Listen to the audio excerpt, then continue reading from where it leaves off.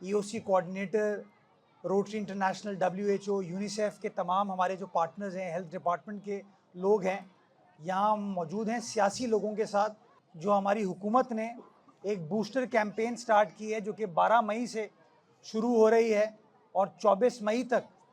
یہ کنٹینیو کرے گی، جس میں کراچی کی 89 UCs ہیں،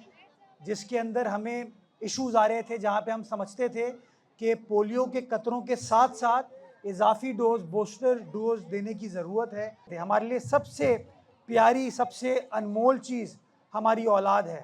کہ چند لوگوں کے منفی پروپیگنڈے کی وجہ سے جب ہم ان کو قطرے نہیں پلاتے ان بچوں کو، تو یہ پاسبلٹی ہے کہ ہمارا پیارا اس کے اندر یہ ڈسیبلٹی آ جائے۔ اگر آپ کا بیٹا، آپ کی بیٹی تو والد کو دیکھ کر لپکتی ہے بھاگتے ہوئے، لیکن اللہ نہ کرے اگر اس کو خدا نہ خواستہ پولیو ہو جاتا ہے تو وہ لپک نہیں پائے گی۔